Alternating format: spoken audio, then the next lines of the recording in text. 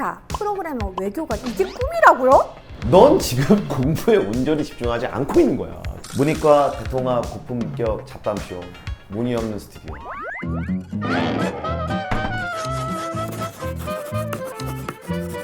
못 나가 니들. 문이 없거든.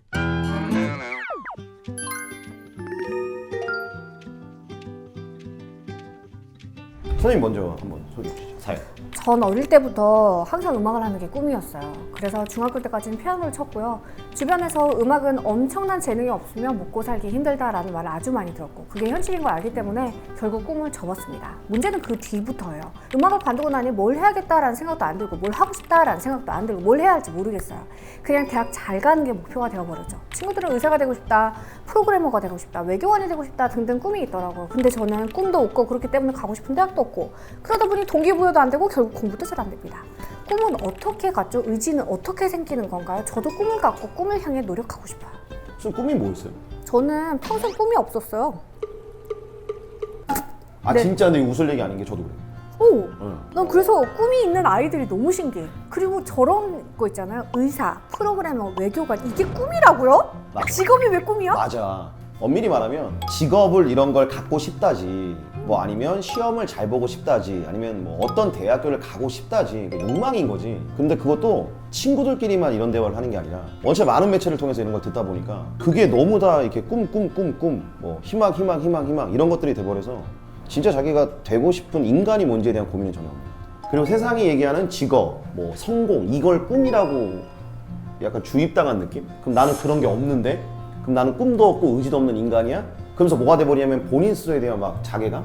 쌤이랑 저랑 그거는 되게 그 비슷해요. A, B 그거 하나도 안 맞는데 이거 비슷하네. 네. 그 아까 되고 싶은 친구들이 하고 싶은 거 그거 사실 꿈 아니에요. 저는 꿈은 저렇게 명사로 규정할 수 있는 게 아니라고 생각해. 내가 어떻게 살고 싶은지 동사라던가 뭐가 형용사적인 표현이 꿈이라고 생각해. 뭐 저렇게 딱 프로그래머 이게 꿈이라는 건 그거 되고 나서 그럼 꿈이 뭐 끝났으니까 인생 미션 컴플릿 이렇게 되는 건가? 아닐 것 같은데? 아까 말씀하신 대로 정보가 많으니까 너무 하이라이트들만 보이는 그래, 거예요. 막 의사가 되면 저렇구나, 외교관이 되면 저렇구나 그런 진짜 하이라이트들만 보잖아요. 사실 우리 모든 인생이 다 멋있기만 한 거에 절대 아니고 외교관에 24시간도 들여다보면 고충이 많을 거고 그래서 뭐 괜찮다. 꿈에 너무 집착하지 않아도 된다. 우리 나이에도 사실 모르는데 이제 19, 20살들이 어떻게 지금 당장 하고 싶은 거 그거를 실현하면서 살아가면 되는 건데 근데 이제 이게 그런 거 있잖아요.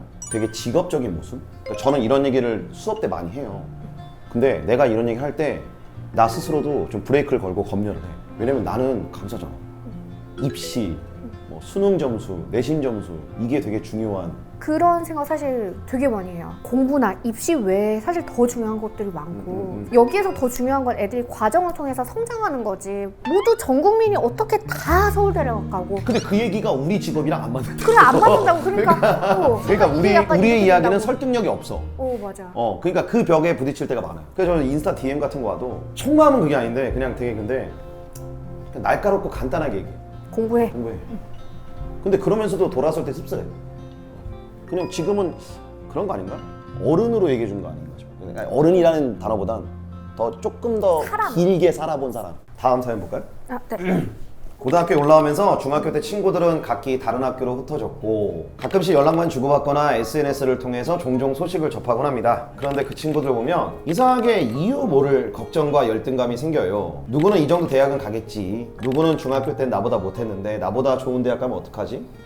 이런 생각이 너무 많이 들어요. 그러다 보니까 제가 뒤처지는 기분 들고 나중에 만나서 한마디도 못할 것 같아서 걱정이 되고 내가 친구들보다 좋은 대학에 가지 못하면 친구들이 날 비웃진 않을까 이런 생각도 들고 이유 모를 열등감 어떻게 극복할 수 있을까요?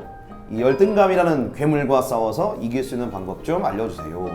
이게 사람이 왜 이만큼 슬픈 걸 나 좀 괜찮아 라고 표현하는 사람이 있는가 하면 요만큼 슬픈데 미치겠 이런 사람이 있잖아요. 그러니까 열등감이라는 이 세 글자도 사람들이 가지는 그게 되게 다를 거고 사실 열등감 없는 사람이 어딨어. 내가 세상에서 우월하다, 내가 신이다, 모셔라 이런 사람이 어딨어. 세계 95%가 갖고 있다. 조사 결과에 따르면 열등감이라는 게 95%가 갖고 있다. 그래서 열등감은 꼭 극복해야 되고 싸워 이기고 그렇다기보단 이 열등감을 어떻게 해석하고 내가 어떤 태도를 취하느냐.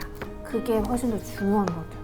저는 한 번의 성취가 중요한 것 같아요. 저도 예전에 열등감이라는 저 괴물 때문에 엄청 힘들었던 적이 있었는데 그때 그냥 내가 되게 많이 의지했던 선생님이 그 말을 했어. 한 번만 진짜 네가 원하는 걸 성취해봐라.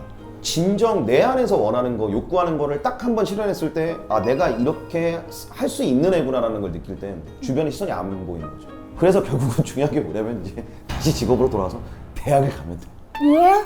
자기가 원하는 그 욕구, 욕망. 근데 웃긴 건 지금 당장 본인이 가고 싶은 대학을 또 가. 또 어떤 일이 벌어지냐면 또 SNS를 통해 친구 소식을 접해. 계속 싸워서 이기는 게 아니라 곁에 둬야 돼. 근데 이게 심해지면 이 괴물의 나에 대한 공격이 심해지면 그때 상담을 받지만 그게 아니라면 괜히 그 열등감이라는 거에 사로잡혀서 나를 스스로 걱정하지 말고 곁에 두고 자기가 진짜 원하는 걸 성취하면 어떨까라는 생각이 좀 들었어요. 저 뿅망치 맞을까봐 사실 뿅망치 맞을 것 같은데? 아니 그게 아니라 그러니까 열등감이란 무엇인가? 네. 자기 기대치 마이너스 자존감인 것 같거든. 그 차이. 그래서 약간 공식화하고 싶은 욕망. 그러니까 자기 기대치를 낮추거나 자존감을 높여서 간격을 줄이는 방법 또는 이 격차를 실천을 통해서 줄이는 방법.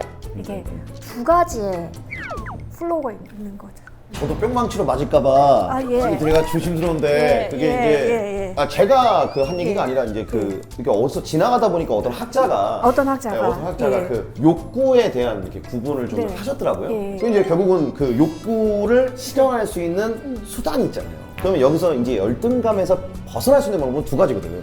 욕구를 버리든지 아니면 이 수단을 확보하든지. 그래서 이 간극을 좁히는 거죠. 그 공식.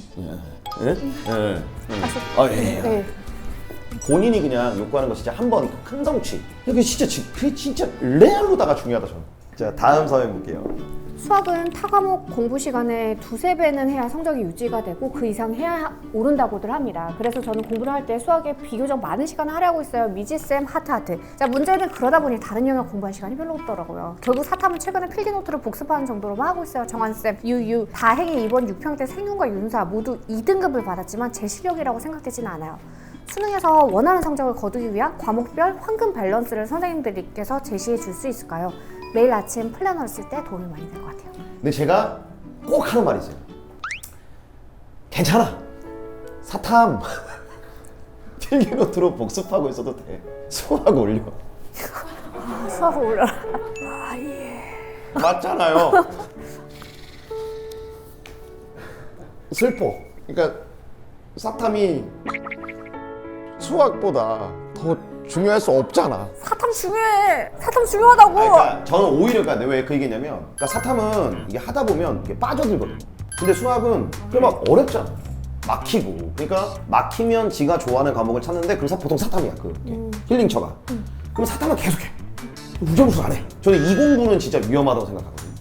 근데 이 친구는 지금 그게 아니고 이렇게 하다가 나중에 수학이 어느 정도 올라가게 되면 9월, 10월쯤에 조금 더 사탐에다가 조금 더 많은 에너지를 투입할 수 있는 시간적인 여유? 그런 게 생길 거예요, 본인한테. 그러니까 황금 밸런스는 난 없다고 보고 얘 참 잘하고 있는데. 잘하고 오케이.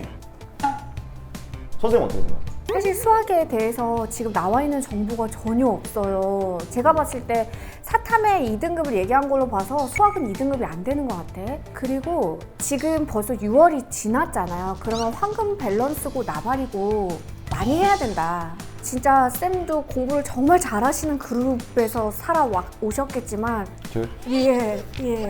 나 이런 평가 진짜 오랜만에 들어봐가지고요. 네, 그런 그룹에 있는 친구들이 항상 막 공부하는 시간에 막 색칠하고 막 시간 1시간, 2시간 이렇게 구획을 나누고 체크리스트 맨날 쓰고 앞에 플랜 20분 쓰고 이렇게 사실 안 해요. 이런 친구 못 봤어요. 그냥 많이 해요. 그냥 많이 해요. 그래서 지치지 않게 본인을 꾸준히 하는 방법들을 찾으려고 되게 노력을 많이 해요. 이제 수능 후반부에 거의 다다르고 있는 상황이라서 지금 하고 있는 그대로 그냥 많이 하려고 애쓰면 될 것 같아요.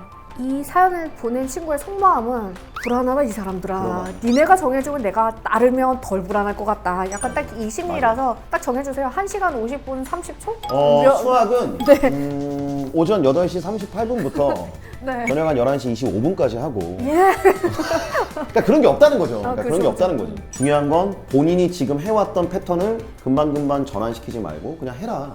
다음 볼까요? 안녕하세요. 제 고민은 사소한 문제를 잊지 못하고 몇 날 며칠 기억한다는 거예요. 어느 날은 인강을 듣다가 갑자기 중학교 때 친구한테 잘못했던 일이 떠올라 하루 종일 그 생각만 하기도 했고, 어느 날은 화가 났던 일이 떠올라서 마치 그날로 돌아간 것처럼 그 당시의 감정이 생생해서 화가 난 채로 하루를 보낸 적도 있어요. 저도 그러고 싶진 않죠. 당연히 그렇겠죠. 근데 감정이 주체가 되지 않아서 너무 힘들어요. 이런 걱정에서 자유로워져서 공부에 온전히 집중하고 싶은데 어떻게 해야 할까요?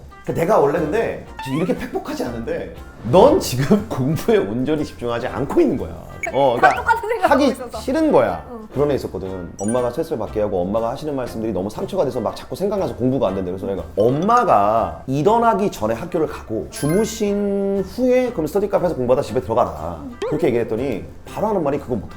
자기가 뭐 저녁에 잠이 너무 많고 뭐 이래서. 그러니까 저는 그런 게 방어이지 아닌가 싶거든요. 근데 지금 수험생인데 중학교 때 일이 떠올라서. 저도 떠올 때 있어요. 중학교 때? 어째서? 그 오은영 선생님 만나야 되는 거 아니에요? 그 정도면? 오은영 선생님? 중학교 때 일이? 내가 얘한테 해주고 싶은 말은 그거야. 본인이 그 생각을 하고 있다라는 순간을 의식해야 되는 게 첫 번째 단계라고 생각하거든. 그때는 공부를 안 해도 된다고 나는 가감하게 얘기하거든. 그때는 공부하지 말고 산책해라 그냥. 가서 뭐 밥을 먹고 와라. 그럼 본인이 빠졌다는 것을 의식해야 돼, 의도적으로. 그런 행위가 본인한테 있어야 돼. 그리고 저는 쌤이 등산하시는 이유도 저도 잘 다는 알 수 없지만 약간 비슷한 맥락일 것 같은데요. 일기가 진짜 많이 도움이 돼요. 이 학생이 가지고 있는 뭐 여러 가지 감정적인 부분들에 대해서 좀 객관화가 되는 것 같아요. 맞아요. 예를 들어서 속마음으로 막 쌍욕을 막 하고 막 진짜 갑자기 개빡치고 죽여버리고 싶고 막 이런 생각이 든다고 해서 텍스트로 쓰면 그게 되게 유치하고 내 자신이 부끄럽고 이럴 수가 있거든요. 그런 일기 쓰는 과정이 좀 필요한 것 그러니까 같아요. 제가 이제 등산을 하면서 몸무게를 꽤 많이 뺐거든요. 저울에 올라갔어요, 무조건. 내가 운동을 게을리하고 너무 많이 먹었을 때 어떤 변화가 나타났을 때 이걸 끊어줄 수 있는 행위가 체중이 올라가는 거였다면, 하루의 일에 내가 뭔가 몰두하지 못하고 집중력이 떨어지는 순간이 있을 때 그걸 기록할 수 있는 자기 객관화의 도구가 일기라면, 공부 말고 이걸 전환시킬 수 있는 뭔가가 있어야 된다는 거지. 그러면 체중계에 올라가고 등산을 하고 일기를 써라? 그럼 너무 많은 걸 해야 되는데 얘가요? 그러니까 뭔가 본인이 그런 걸 할 수 있는 장치가 있었으면 좋겠다는 거죠. 자, 이렇게 해서 저희가 문이과 대통합 고품격 잡담쇼, 그렇게 길다 이거, 문이 없는 스튜디오 마칠 시간이 되었는데요. 선생님 어떠셨어요? 쌤이랑 사실 잘 몰라서 그래서 고민이 많았는데 왜 애들이 그렇게 쌤을 좋아하는지 또 알게 됐습니다. 다음번 우리 2회를 이회요? 그런 것도 좋을 것 같아요. 우리도 있고 또 다른 선생님도 있고. 문이 없는 스튜디오니까. 그거 좋은데. 네. 여기 오는 장벽이 없는 거지. 이제 슬슬 지나면 이제 애들이 문이 니넨 없으니까. 빠져라 이제. 문이 있다. 문이. 나가라 너네는.